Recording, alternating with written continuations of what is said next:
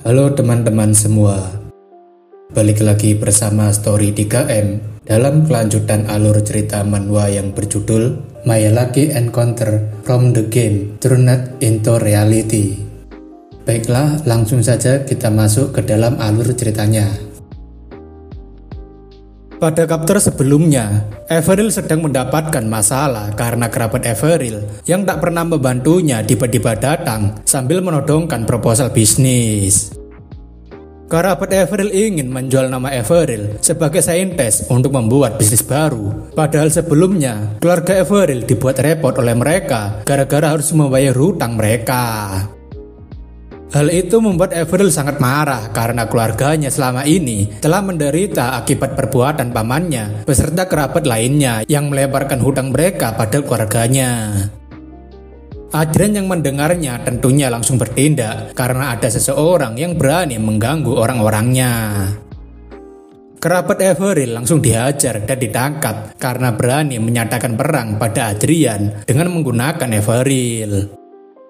Selain itu, kita mengetahui jika Duke Francis dari Kekaisaran Bringum sedang berencana untuk membunuh Everil supaya saingan Evelyn menjadi berkurang. Sekarang ini kita berada di dalam kantor kerja Adrian, di mana saat ini Adrian sedang sibuk bekerja. Namun tak lama, Adrian mendapatkan pesan dari Olivia yang berisikan peringatan jika Duke Francis sedang membuat pergerakan mencurigakan. Berpindah ke ruangan tunggu darurat Kastil Lauren, beberapa pasukan Adrian terlihat sedang berjaga sambil membicarakan tentang Adrian. Mereka semua sangat senang karena Adrian adalah orang kuat yang membuat mereka jadi agak longgar untuk bekerja, dan mereka juga mendapatkan gaji yang lebih baik dari sebelumnya. Meski Adrian membuat jadwal kerja yang ketat, dia juga memperhatikan kesejahteraan pekerja. Bahkan mereka juga mengungkit jika Damian sampai menangis karena terharu bisa bekerja santai. Para pasukan mencoba untuk menggoda Damian yang sangat terharu bisa makan enak setelah bekerja di tempat Adrian. Tapi sepertinya Damian tidak merespon sama sekali perkataan pria itu. Pria itu meminta maaf pada Damian jika perkataannya membuatnya tersinggung, karena sebenarnya ia hanya ingin bercanda dan mungkin bercandaannya menyakiti perasaan Damian. Pria itu malah meminta maaf balik dengan wajah yang cukup menyeramkan karena ia tidak sadar jika dirinya adalah Damian yang sedari tadi mereka bicarakan.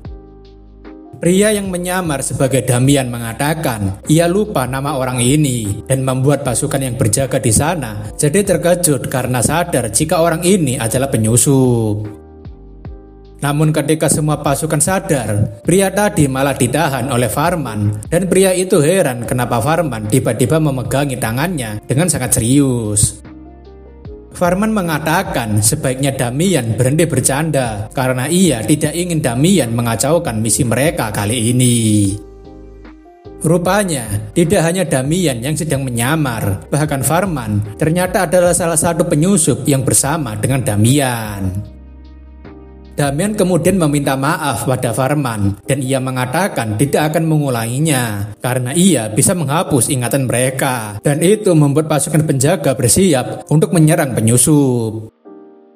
Sayangnya, Damian sudah menggunakan sihir cuci otaknya pada pasukan Adrian yang membuat mereka semua akan melupakan percakapan Damian dan Farman. Para pasukan penjaga yang tidak sadar telah dicuci otaknya merasa jika mereka ketiduran sambil berdiri dan berpikir mungkin mereka sedang kelelahan.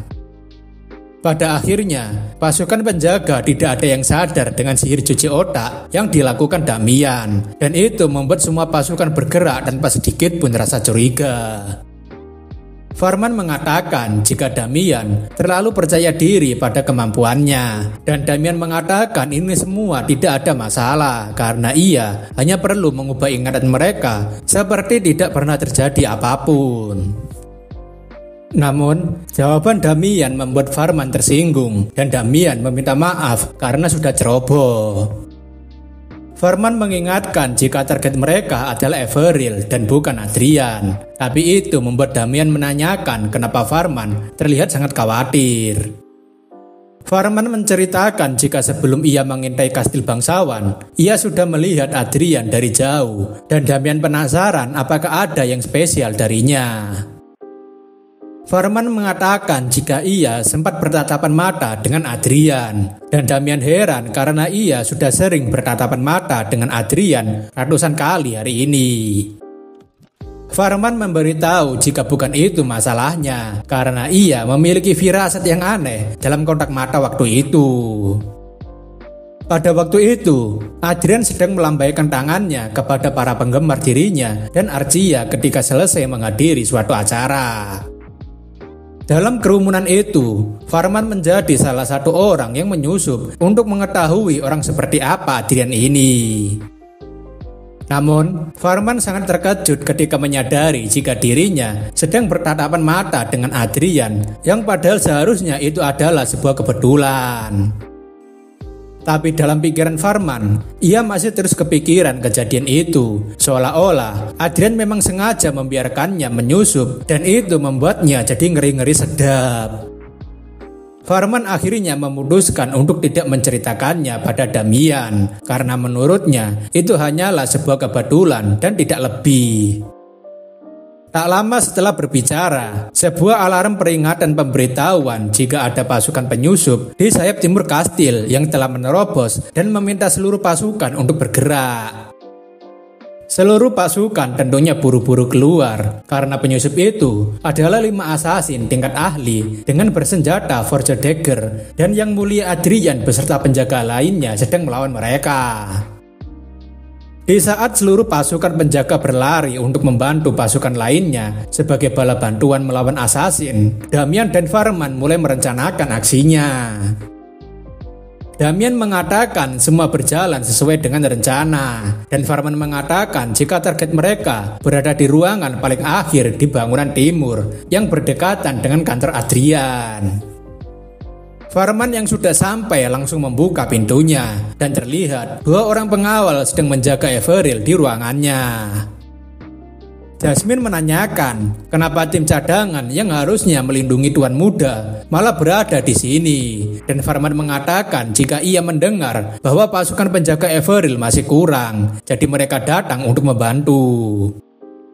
Farman yang mencoba berjalan mendekat langsung diberhentikan oleh Castro karena tidak ada siapapun di kastil ini yang bisa mendekati Everil kecuali mereka yang sudah ditunjuk oleh tuan muda. Castro menambahkan jika pasukan penjaga yang bertugas menjaga Everil akan segera tiba, jadi sebaiknya mereka berdua kembali ke unit mereka.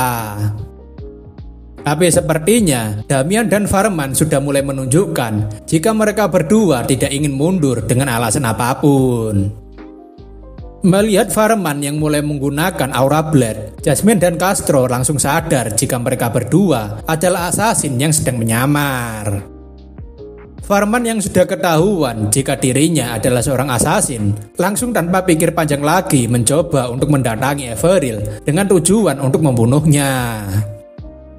Namun sebelum Jasmine dan Castro bisa menghadang serangan dari Farman, Damian menggunakan sihir mentalnya untuk mengunci pergerakan Jasmine dan Castro. Dengan bantuan dari Damian untuk menghentikan pergerakan Jasmine dan Castro, Farman dengan mudahnya sampai di depan Everil dan membuat pedangnya hampir mengenai leher Everil.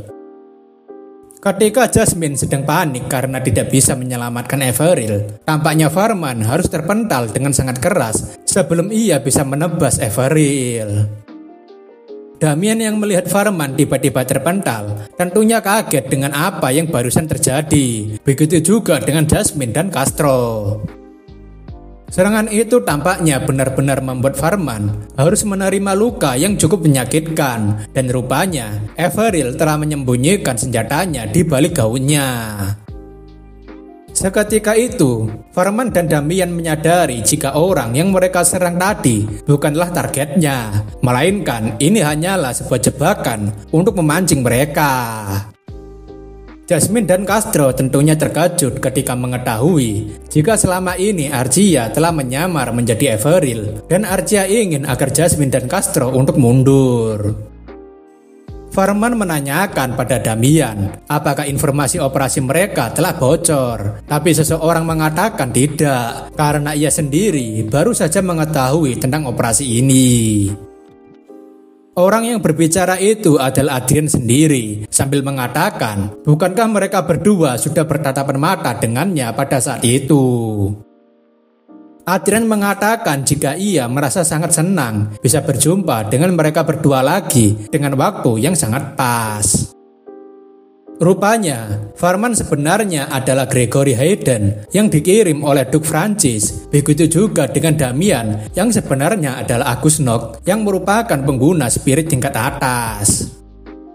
Adrian tak menduga jika organisasi yang biasanya muncul dalam dongeng, yaitu Blue Moon, benar-benar ada, dan itu membuat Gregory dan Agus menjadi terkejut. Agus yang merasa jika rencana mereka sudah gagal, mengajak Gregory untuk melakukan rencana B, dan Gregory setuju untuk melakukan hal itu. Gregory dan Agus mengatakan jika tidak ada satupun musuh yang bisa hidup setelah melihat penampilan asli mereka, dan mereka langsung mengeluarkan aura ungu yang cukup kuat.